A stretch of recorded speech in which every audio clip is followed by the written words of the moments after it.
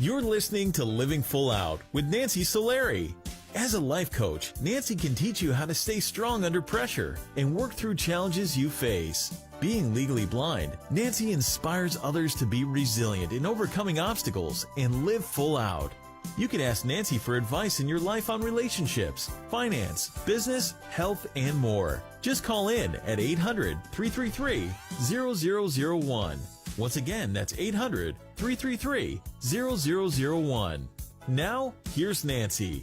Hello, I'm Nancy Solari. This is the Living Full Out Show, and today we're going to be talking about restraint, where we need to have restraint in our life. Sometimes that's when we're butting into other people's situations. That could be when we have a habit or an addiction to something and we need to have restraint there. So I want you to think about over the course of the hour where you need more restraint, where you can get some motivation to not feel limited or restricted, but at the same time you're moving forward, you're taking action in your life. That's what Living Full Out is all about. We'll be taking your calls, so feel free to call in at 800-333-0001.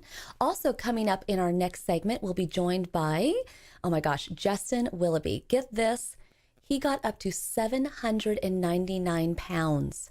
How did he get that large? How did he get to that point with such an enormous, huge weight? He's going to tell us his story, but how he lost it. He did lose 600 pounds, so that's amazing and inspiring for all of us. Also, if you want to hear today's show again, feel free to go to livingfullout.com, click on the radio show tab. All of our episodes will be waiting there for you. And again, I even go back and listen to our shows because I learn a lot from all of you who call in and are inspirational guests. If you have questions on today's show and you want more advice or resources on how to have more restraint in your life, feel free to reach out to us at connect@livingfullout.com. Again, that's connect@livingfullout.com. Lastly, we want to hear from you. If you have an inspirational story that you feel would educate, empower our audience, we'd love to hear that story and get you on the air as a guest. So again, reach out to us there at connect@livingfullout.com. So it's all about restraint today. How do we tap into where we can be in a place of confidence, yet not putting ourselves out there just haphazardly, having some control? And I know even for myself, I need to do that. Whether it's when I have a bowl of guacamole and chips in front of me, at some point I have to say enough is enough. Or let's say you're out and about with friends and maybe you've had a couple of drinks, but you really shouldn't have that next drink.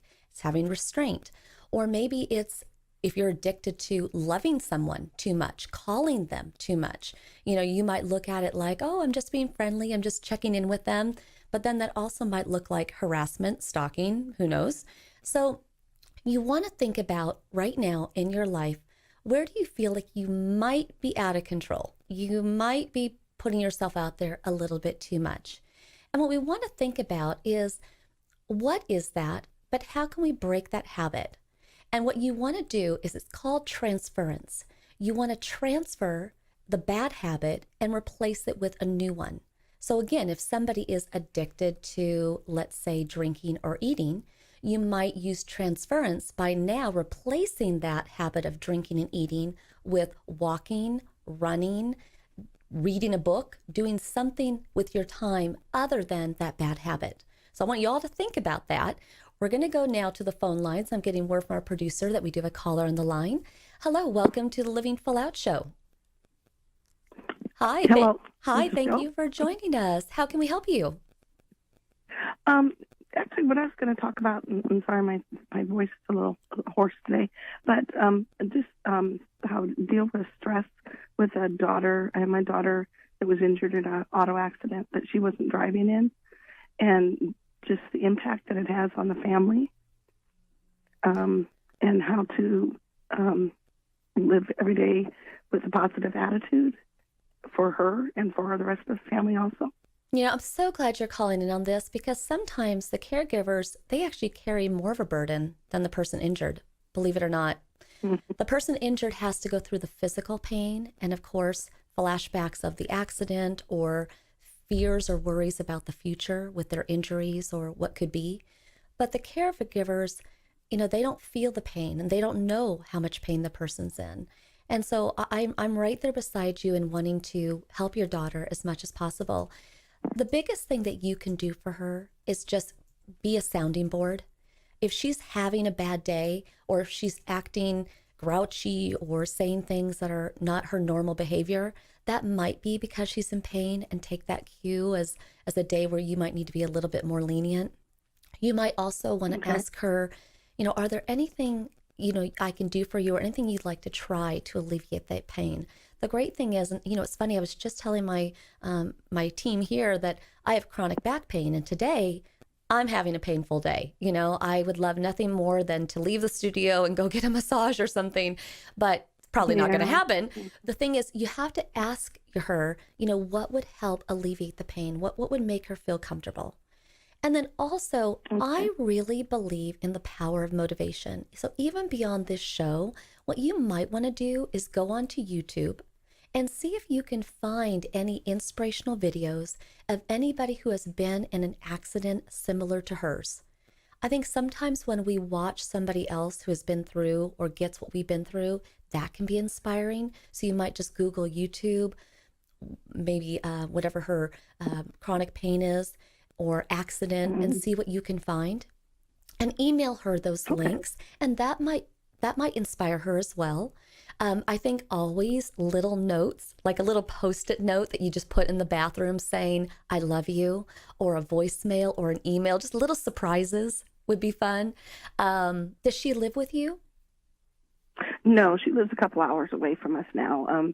During that time of the accident, she was in high school, but now in college, but okay, a couple hours. But yeah, I do talk to her just about every day, and I do sometimes ask her too much how she's feeling. I know, and I just gotta get back from that and let her express how she's feeling if she wants to. And that's kind of hard for me to wait until she says something, because I don't want it to be our discussion all about her health either. No, and our relationship is in her health. Yeah, and you're smart to take that that pulse and be intuitive on that. And when you send her, like, even if you send her a little care package, sometimes a care package can also be relaxing. Again, you might just give her things that would make her feel good. You know your daughter best. What are her favorite foods? Maybe make her a CD if you are able to afford it. Something like a massage or something that would take that stress off of her. But I think you're on the right step. It's just really just being that sounding board for her. That's all you can do. And part of maturity, and again, I was in an accident, so I'm right there with her in terms of kind of overcoming that pain. Sometimes you just have to let her work it out.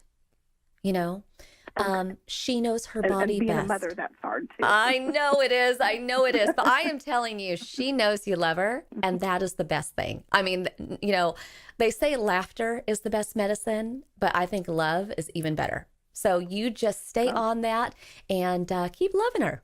Okay? It's all going to be good. I will. All right. Okay. Thank you for calling in. Having a better day too. All right. All right. Bye-bye. Thank you. I love that she called in and she's wanting to figure out how she can be more supportive, but have restraint in not overdoing it. And I think she's smart in taking those cues from her daughter that maybe, Mom, I don't want to talk about it, or I'm fine. If someone's pushing you away, all you can really do is be there. Be that sounding board, be arms wide open for that person, a safe place to fall if they need. But that's all you can really do. And just, again, to tell them how much you care, how much you remind them, but not overdoing it. I really believe in kind of spicing up how we communicate with people. That's why I did suggest to her a Post-it note, a care package, an email, a phone call. If it's one way of communication all the time, phone, it can be overbearing. And so that's where sometimes we have to have restraint, pull back, evaluate, okay, how else can I show this person I care, that I want to be with them, that I want to support them? But again, I think that Mom is completely on the right track. We get emails from clients all the time who are just operating out of a place of fear. They're all shook up inside, kind of like a soda can, right? If you pop the top of the soda can, what's it going to do? It's going to explode, right? So it's the same thing. Sometimes we fester and we worry. And when you do that, you don't sleep. that soda can, right? You're all shook up. And then what happens then? You explode eventually. So before you get to that place where you're going to explode, where you're going to lose control, you want to pull back. You want to reassess. And when you reassess, you want to look at what's working in your life and what's not working. And if that has to do with like even a pain that you're feeling health-wise, what medically is working and what's not working. If it's a career that you're in, how is it working for you? How is it not? If it's a relationship, you see how it goes on and on. Once you put all that together, then you're able to take action. Really important that we think about where we can pull back and have restraint in our life. Now, I want to make sure you stay with us. In our next segment, we're going to be joined by Justin Willoughby. Again, he had to have huge restraint to go for 799 pounds, losing 600. Amazing. You don't want to miss it. I'm Nancy Solari. This is the Living Full Out Show. See you soon.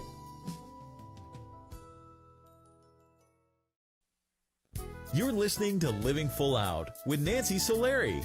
With Nancy's expertise, you'll learn how to embrace your potential and strive for success. If you have a question or need further support, send us an email at connect@livingfullout.com. Now, here's Nancy. Welcome back to the Living Full Out Show. I'm Nancy Solari, and today we're talking about where we might need to have restraint in our life so we can move forward and live a life full out. And our inspirational guest today, Justin Willoughby, is no stranger to needing to have restraint. In fact, at his peak, he got up to 799 pounds. But he worked hard. He got that off. He didn't take drugs. He didn't have surgery. How did he do that? But more so, what got him to that point? He's going to be sharing his story with us. So I'd very much like to welcome Justin to the show. Hey, Nancy, how are you? I am great. Thank you so much for joining us. Honestly, it is just amazing. I'm in awe of you. Okay, I think, losing 20 pounds is hard. Losing 600 pounds, I just can't even fathom how you did that. And I know you're going to share it with us. So everybody stay tuned and listen in. But let's take our audience back just a bit, okay? Because you were from a family that was, a good family, loving, food was kind of a central point. You all just kind of ate together and you started growing up. And I think in second grade, you were 200 pounds. Then in seventh grade, you were 400 pounds. And then in ninth grade, you were 500 pounds. But obviously you started to continue to escalate. Can you share with us, was it that your family didn't notice that you were gaining weight, or was your gaining that much weight over the years acceptable? I think my family did notice, but I think they were also blinded by wanting me to be happy, in a sense. Food made me happy, and I was comfortable where I was at with that escalation of weight, and so I think it was noticed, but it just wasn't acted upon. It just seemed like it was harmless, like I was just growing up or something. So it wasn't acceptable, but again, it was accepted due to that season of my life. Now, at what point did you notice that, a love for food turned into an addiction for food? It was, honestly, when I'm looking back, I remember crying when dinner wasn't ready when I came home from school, and I didn't think anything of it back then. But then looking back at it today, I could see the addiction and how evident it was in my life. It wasn't until I was 16, really, and I'm 31 right now, to where I noticed that food addiction. So, and it was just the love of food just drove me to keep eating it. Even if I was full, I still wanted more because it tasted so good, made me feel comfortable, and it just took me to a whole new place, basically. And I can appreciate that because I'm a comfort food eater. When I get stressed out, I want to eat. And some people, they don't, but I'm with you on that one. Now, it's interesting. Around 14, though, you started to also have anxiety. Can you share with us why and how that escalated? Yeah, it was really strange, the first anxiety attack that I had. I didn't know what it was, but I was dying. I woke up in the middle of the night, had to use the bathroom, and then I go back to bed, and I noticed my heart was just pounding and pounding and pounding. And so I go and wake up my dad, say, "Dad, I'm dying, I'm having a heart attack." And And he got up, and my mom got up, and they rushed me to the hospital. And they couldn't figure out what was wrong the first time I went. And I knew something was going on, but I felt it, and it happened again the next night. They sent me home that day, it happened again the next night. And so that's when they admitted me into the hospital. I was paralyzed by fear. It drove me insane to a point where I didn't want to move. I thought I was going to have a heart attack. I would have my dad come in and rub my back when I would get an anxiety attack. They'd try to put me on medication, and that helped numb some of the effects of the anxiety, but it wasn't the answer for me. And so the anxiety held me in this prison of fear that made me just really inactive. And with that inactivity, I also had, again, the food addiction. And it's like math, 1 + 1 is 2, So if you're not moving and you're eating a bunch to basically help that anxiety get eased out, you're going to gain a bunch of weight.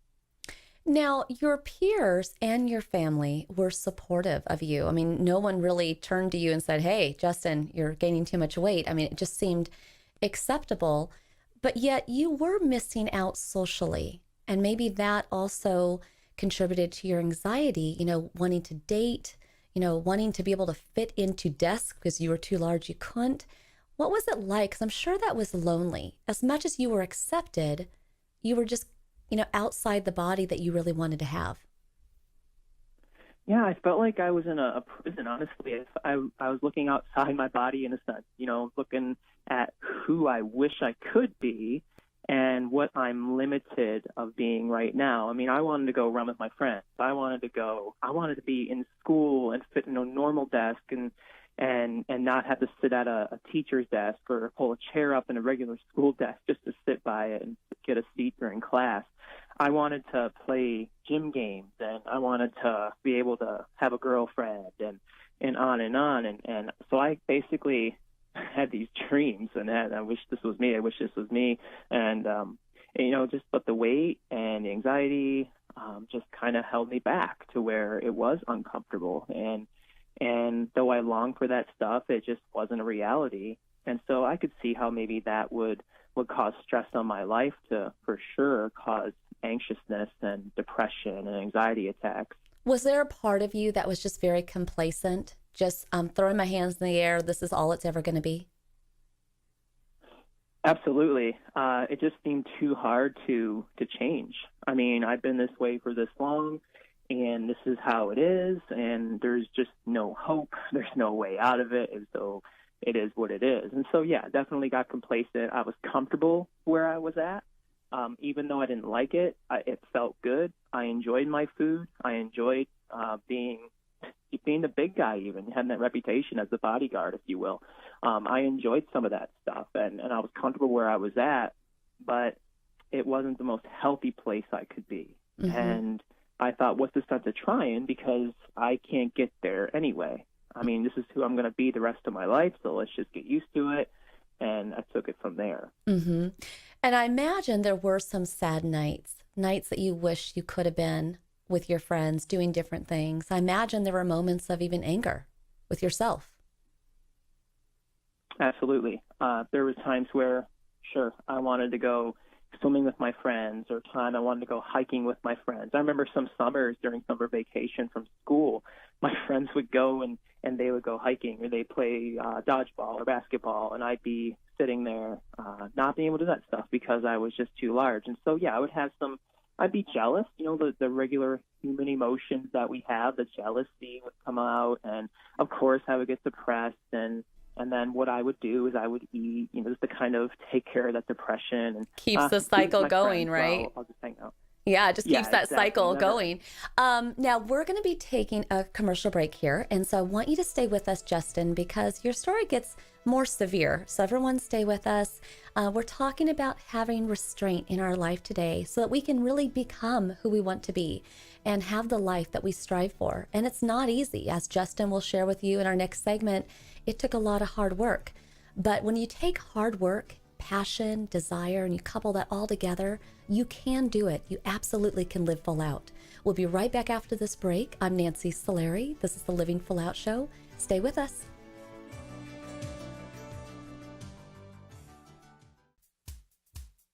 You're listening to Living Full Out with Nancy Solari. As a life coach, Nancy can teach you how to stay strong under pressure and work through challenges you face. Being legally blind, Nancy inspires others to be resilient in overcoming obstacles and live full out. You can ask Nancy for advice in your life on relationships, finance, business, health, and more. Just call in at 800-333-0001. Once again, that's 800-333-0001. Now, here's Nancy. Hello and welcome back to the Living Full Out Show. I'm Nancy Solari, and today we're talking about having restraint in our life so that we can achieve what we want. And our inspirational guest today, Justin Willoughby, is no stranger to that. He got up to 799 pounds. He's going to share with us shortly how he lost that weight. But more importantly, as we get to an epic place in our life, for Justin it was 799 pounds, but we've all been at that epic point. And there's ways in which we allow ourselves to get there. So we're still talking with Justin now about the journey to getting to that weight. So I'd like to welcome Justin back to the show. Thank you, Nancy. Thank you for joining us. And we've talked a lot in the last segment about kind of growing up and the escalation of your weight and dealing with food addiction matched with, anxiety, and just all that kind of became a perfect storm for you. So much so that you ended up leaving school and deciding to be homeschooled. Why was that? I was wanting to be homeschooled because I just didn't want to deal with the stresses of school anymore. I mean, there was a point where I didn't want to go upstairs because other kids were going upstairs, and I wanted to wait all the kids passed by to go up to the next floor because I was afraid they're going to pick on me and pick on how slow I was going and just kind of laughing and pointing at me. I didn't want to deal with the looks that I was getting in the hallway and the kids making fun of me and pointing and laughing at me. It got old. And I just didn't want to deal with the anxiety attacks in school. It just was nerve-wracking to me, and I just wanted to stay home, get my education at home, and I would just be a lot better if I didn't have to face the issues in front of me. Now, obviously, your friends that knew you and loved you, were there to support you. Your family was as well. But do you wish that someone had just stood up to you and said, listen, Justin, this is getting out of control. Come back to school, lose the weight.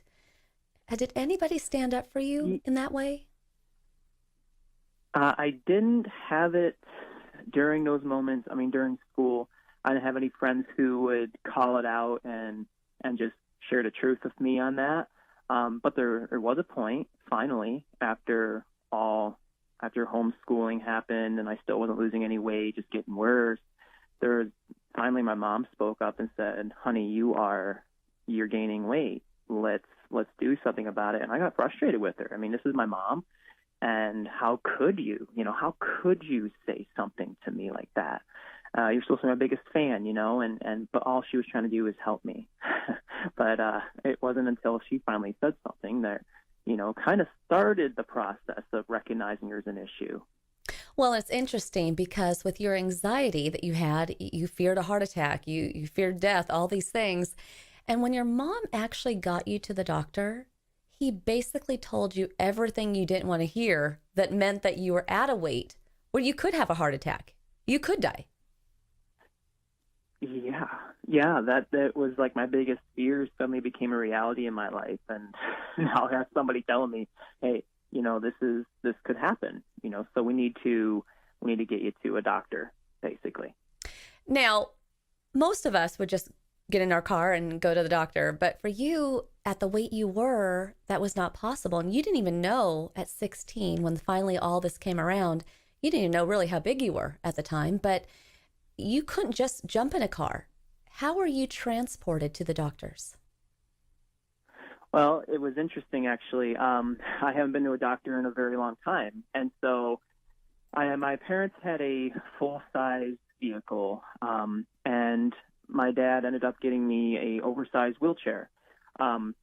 So he actually walked me up to the car, which is about 30, 40 feet away, and he got me into the full-size car in the very back seat where I had to lay down. And as I was laying down, he had to actually force my foot into the car and then quickly slam the door so my foot wouldn't fall back out. So it was a very uncomfortable ride to the doctor's office. And then I had to have that wheelchair, of course. I had to be wheeled into the doctor's office, and that's where my pediatrician doctor, that's where he saw me. And, of course, he was like, kind of flabbergasted. Wow, his face said it all. And that's when he told my parents he needs to send me to Pittsburgh, Pennsylvania, which they would be professionals in this area to deal with morbidly obese. Wow. And so again, how your transportation to even Pittsburgh was not normal in that you had to be transported by ambulance to get there. Yeah, the whole setup of this traveling to Pittsburgh, I had to have a fire team. It was crazy. It was like you would see on TV. Fire team came to my house, an ambulance crew came to my house, and they were sitting in my front, my backyard, and they got the ambulance there, and they came in and got me, and they put me on an uncomfortable gurney, put me into the ambulance, took a bunch of guys to lift me and put me in, and then they got me about 45 minutes to an hour away from Bradford, which I'm from, and I had to switch ambulance because it was so hard on my back. I developed a bed sore just a matter of 45 minutes to an hour, so they had to switch an ambulance. I better be accustomed to my weight. And so then they took me to Pittsburgh from there, which was so uncomfortable the whole way. Wow. I mean, I feel you in that moment. I can almost imagine you must have felt like a burden in some ways. You must have felt like all of these people are here to help me to get to the doctors, right? Yeah, I felt disgusted with myself, number one. Like, this shouldn't even be happening. Why does this have to be happening? And these poor people, they're offering me a service, and it was embarrassing because I'm a 16-year-old kid, and I don't want people to have to wait on me like this and see me like this. And so it was just a whole mess of emotions going through my head at that point. Now, unfortunately, it was about to get worse when your parents were told how much you weighed. What was that moment like when you all three, your parents, realized how really epic this had gotten? I just remember it like yesterday. I was laying in the hospital bed in Pittsburgh, and my mom and dad were standing at the bottom of the bed, and they were whispering to each other. My mom pointed to the bed, and she told my dad, and my mom came up to my head, and she said, "Honey, do you know how much you weigh?" And I said, "No." And she goes, "You weigh 799 pounds. And that's when I was just blown away. I mean, that's when I tell people, like, the blinders fell from my eyes at that moment. It's when finally reality I became aware of my reality, and that's when I knew that this was a dangerous situation that I'm in. And Justin, where do you even begin? Now, I love if everybody can at some point go on and search Justin's name online. I love that you say that it really began with one step. And literally, it did. Yeah. Right. Yeah, that was the biggest thing. I mean, doctors are coming in, and of course, they offered a profession to me. Hey, we need to get you walking, need to get you standing, get you doing this. And that was obvious. My faith, number one, my faith had to become a reality in my life. And so I called on Jesus, obviously, and that changed me, gave me purpose, direction, meaning to life. And from that on, I was driven to see change in my life because now I had a new outlook on life. And so then I took this one-step approach where, I would stand up, I would sit back down. The nurses would come in and they'd take me for a quick walk. I would get about 5 steps in, I'd cramp up, and I had to sit back down. And so it was hard. It wasn't an easy journey, but I had to go through the pain. I had to go through the discomfort because that's how I was going to see progress. It wasn't going to be easy, but it's never easy if it's worth it. Absolutely. Yeah, just one step at a time. Absolutely. And what I think is so amazing is you didn't take drugs. You didn't surgically get rid of all that weight. You did it yourself. You worked with a nutritionist. You made the changes and you lost a significant amount of weight. I mean, where are you today, weight-wise? I'm at a point in my life at 31 years old. I weigh 227 pounds. Just the best shape of my life right now. I feel great. I'm running miles. I'm lifting weights. I'm just very confident, and I'm very healthy. And so I really enjoy this moment of my life, and I feel like I'm at the healthiest I've ever been. And, there's so many people who might want to lose 20 pounds, 50 pounds, maybe 100 pounds. I mean, you lost an abundance amount of weight. What was the secret sauce that kept you going? The secret was just, you know what, I love life too much to just let it go. Life's a gift, and I need to make sure that I'm taking care of the gift that I'm given. And so that means having activity. That means not letting food consume you, but you consuming food. That means you putting things in their proper places in life, and they can't rule you.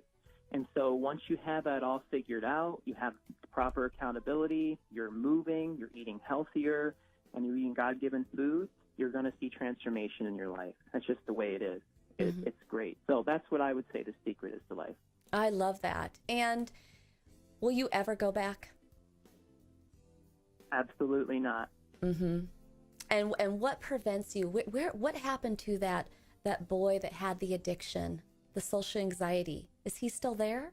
Or is he matured and there's a brand new you, a new sheriff in town? It's a brand new me with the old me trying to come back periodically, but I got to put it in its proper place. It has no place in my life anymore because I know where it takes me.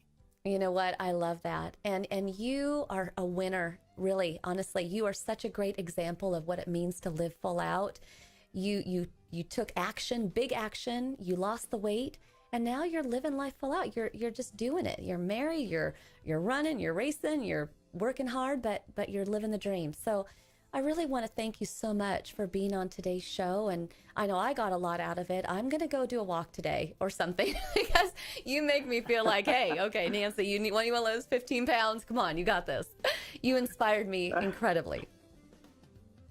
Well, thank you for having me today, Nancy. Thanks for listening, everybody. Absolutely. Have a great day. Thanks, Justin. And what we want to think about in today's show is, where do you need to have restraint in your life? Obviously, Justin had to have incredible restraint in changing his diet and exercising, even one step at a time. So let's apply that to our lives. Where in your life do you need to have restraint? Might be around a relationship where you might have to make some hard decisions so that you can walk on a path that is more fruitful, that leads you to where you want to go. Maybe it's a career change. Maybe it is making changes when it comes to addictions or anything in that matter. Whatever it is never too late. And I want you to know that we are here to support you, whether you call into the show or whether you email us, whatever we can do to help, give you that motivation to take action.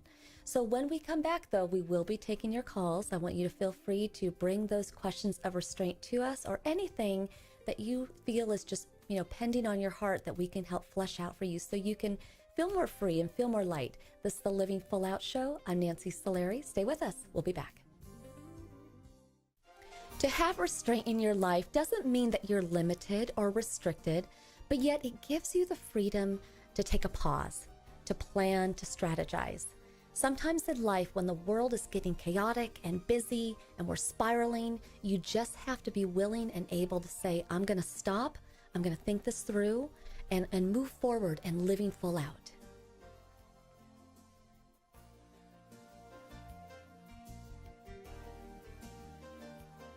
You're listening to Living Full Out with Nancy Solari. Nancy is here as a guide to show you how to rise above obstacles and savor each moment.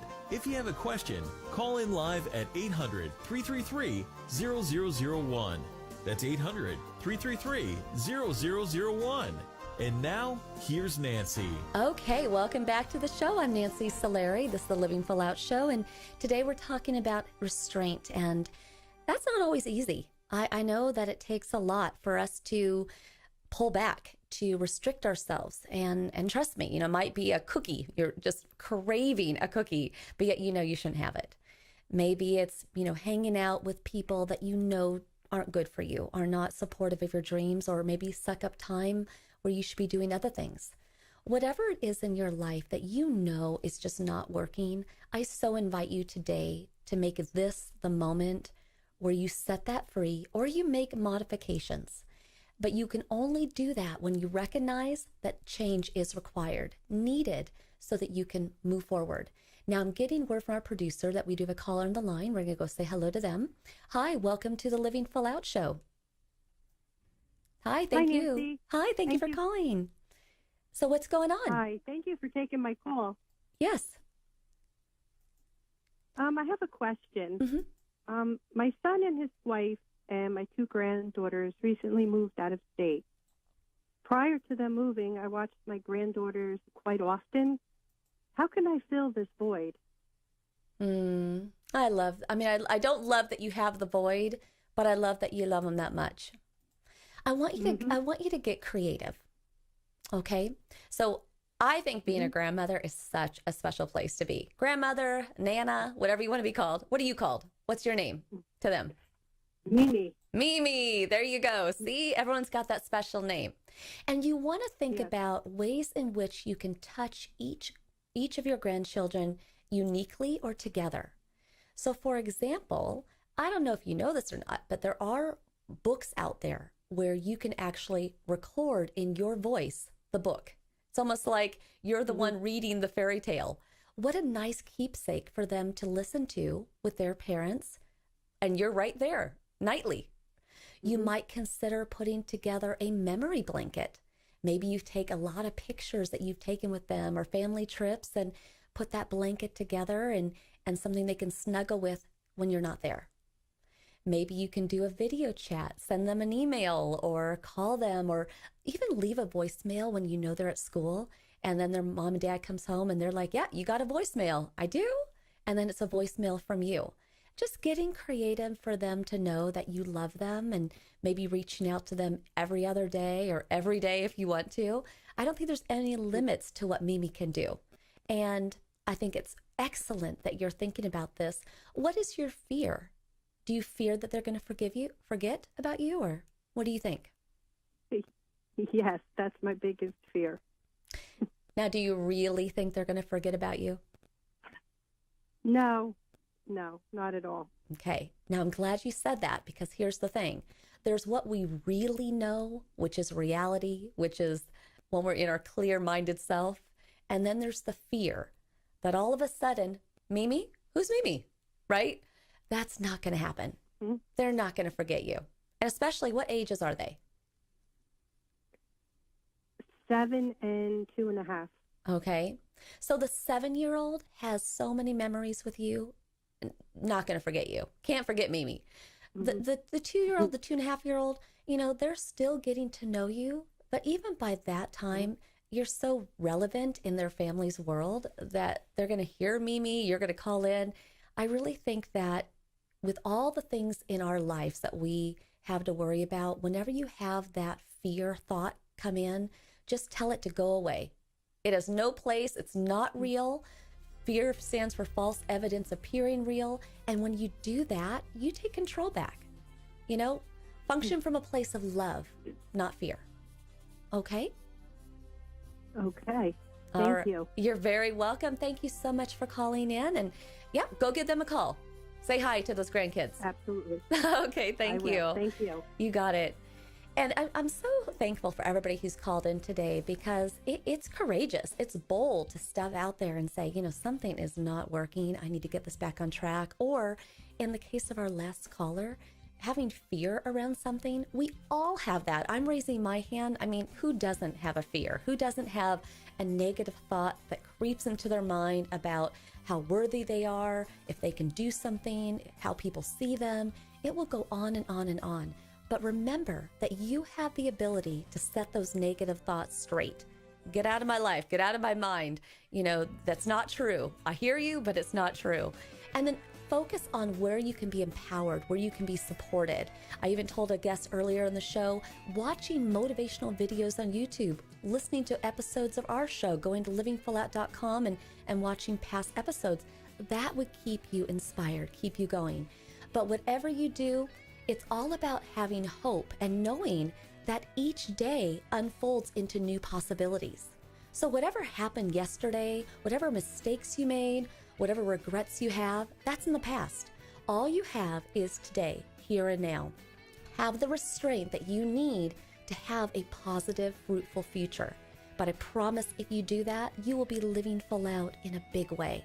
I want to thank our entire Living Full Out family that puts this show together. We have Rich and Roger and Riley and Bailey and Kristen and so many people that are dedicated each week to making sure that you're living your best life. Again, go to livingfullout.com to watch this episode and all episodes again. Most of all, here's to you living full out. Know that I believe in you.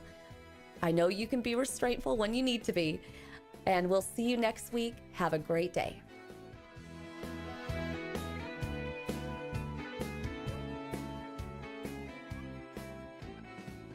Thank you for listening to the Living Full Out Show with Nancy Solari. To learn more about this program, visit livingfullout.com for the latest episodes. Connect with the Living Full Out community by following us on Facebook, Twitter, Instagram, and subscribing to our YouTube channel.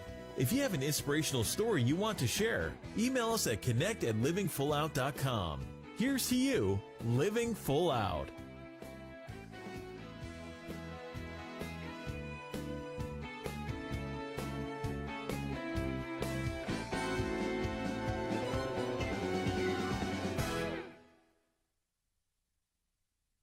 Thank you for watching the Living Full Out YouTube channel. If you enjoyed this video, please make sure to hit the like button. And if you're interested in the content we provide, feel free to hit the subscribe button. Now, for more inspirational content, click the video on the right to get to know me, Nancy Solari, host of the Living Full Out Show and certified life coach, in more detail.